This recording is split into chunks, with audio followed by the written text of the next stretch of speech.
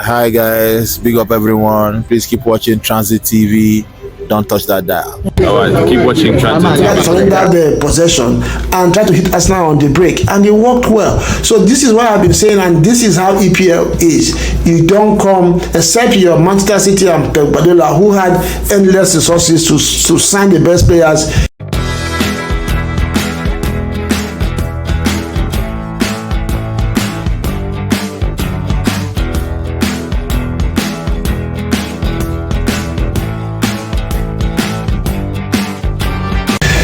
Transit TV, welcome back again to the studios. Today, Manchester United at the Emirates, second time Arsenal losing in 1 week. As Manchester United go back to Old Trafford with a win after penalties and extra times. After the game ended 1-1 full time and extra time. And of course, it's a bad one for Arsenal coming at the time they are struggling with form. And yes, as usual, we're going to break this one down. And don't forget, before we continue, don't forget to subscribe if you have not done so. If you're new here, like and share this video as we break this one down. Arsenal won, United won, and United winning in penalties. These two teams have a history, especially in this FA Cup. You know, Arsenal are the highest winners of the FA Cup 14 times, followed by United 13 times. And in 2005, this is just an exact repetition of 2005 FA Cup victory triumph for Arsenal that they won when Patrick Vieira was the captain.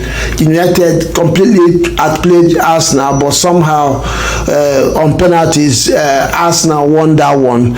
And yes, this one started with some, of course the lineup comes out, you look at it, you try to see what the coaches are trying to do, and Arteta on this one kept Declan Rice and Thomas Partey on the bench. He gave Merino a run out, Merino and Jorginho a run out, which I don't know, looking at it now from hindsight, probably was a bad decision, and Arsenal lost that one. United on the other one went with Ugarte and Meno in the midfield, and also left Amad Diallo on the bench, and he proved to be effective. Yeah, so 5 things we learned from this one, starting with Manchester United, who started this game very strongly and high up the pitch, tried to press with 3 men up front when Arsenal had to play out, and Arsenal was finding it a little bit difficult to play out from back. The only savior they had was that David Raya, who for me, in my opinion, considering the form that Ederson is with Manchester City this season, is about the best goalkeeper in the league with ball to his feet, and that came into play so many times that he helped Arsenal to come out from the United press, and it took Arsenal some time to work out how to play out from back. So that was the first thing I noticed, that United tweaked themselves. They didn't want to fall back to defensive positions. They tried to defend from front. Arsenal struggled with it and eventually found a way to play around it and out from back. The second thing we learned is in the last few weeks, I've been saying that Arsenal has been too systematic, too rudimentary in the approach, and slow as well. There was no pace, there was lack of running behind defenders, and they couldn't, I was saying that Arteta needs to find a way to make teams to come out. I don't know if it's the way Arsenal approached the game or that's what United decided to do. But today there was spaces behind the United defenders, and Arsenal actually ran in. Kai Havertz had 3 times and he ran in behind those defense. Martinelli had to, but just that they didn't make them count. So Arteta in this game kind of adjusted his approach to the game, which provided chances for Arsenal.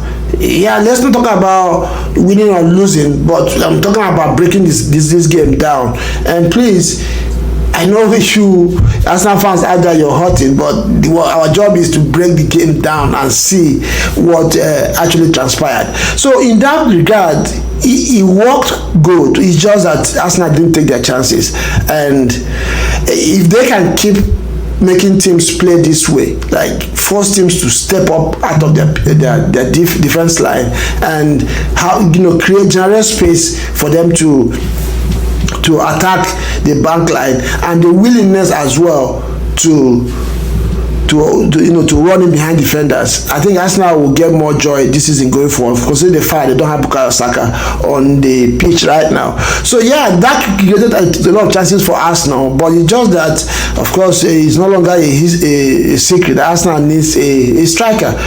Between Martinelli and Kai Havertz, they couldn't just finish their meal today. You remember the first one that Martinelli would have taken first time. He took his extra touch, which dragged him out of a good angle to take the shot, and they eventually did. The power was gone, and yeah, that's what one of the second thing we noticed today, that Arteta has found a way, or in this game, I don't know if he's going to continue with that on the league. In this game, found a way to make United to come out, and all the width and breadth of the team, the length and breadth of the team was utilized, and the game was open. It made United, drag United all over the place. The pace of their passes and stuff, made the game a little bit more open and easier to play.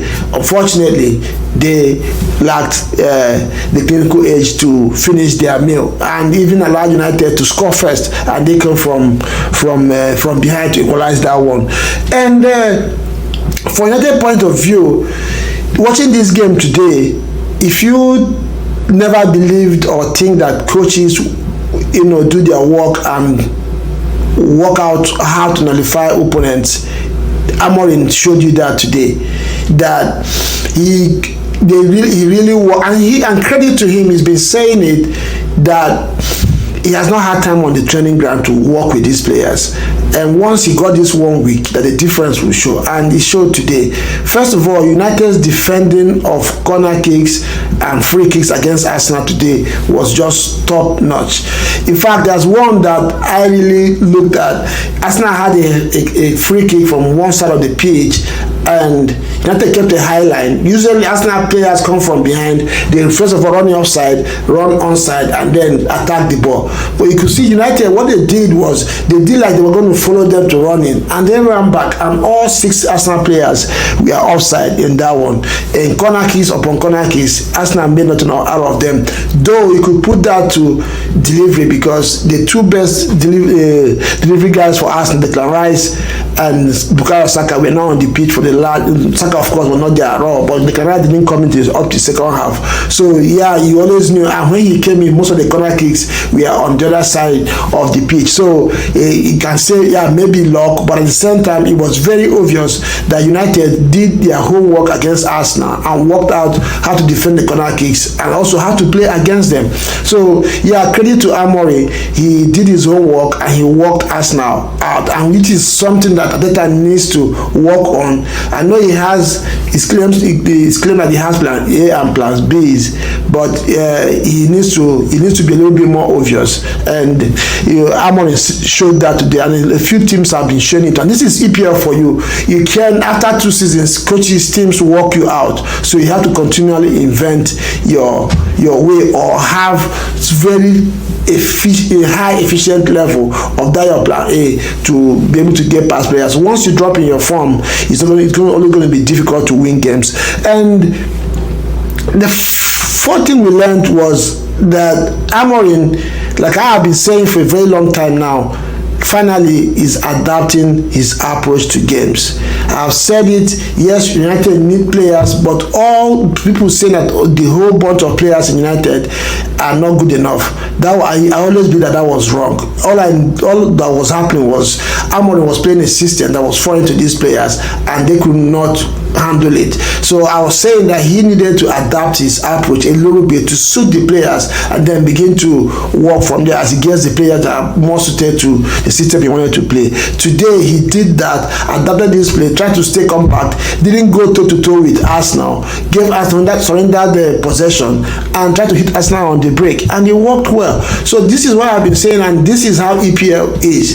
You don't come, except your Manchester City and Pep Guardiola, who had endless resources resources to sign the best players in both in the league and outside the league, and use that superiority against teams to win all these years. Now the playing ground is becoming a little bit level. It's difficult for United City as well. So you have to always adapt. Yes, you're going to have the foundational philosophy for your team, but at the same time you need to adapt both for the players and for the opponent, and that is what Amorim did today, and it paid off for United. And lastly, what is the way forward for Arsenal now? The way forward is Arsenal. For this game, you can see that Arsenal needs a striker.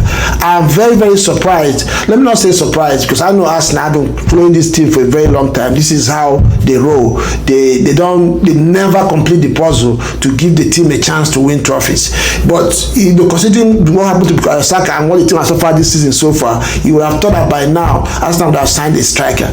But I mean, they have not done it. So this team needs a striker. It's very obvious. It was very obvious today. I know Arsenal fans out there are going to go out there and be making noise and shouting on the coach and the team and stuff.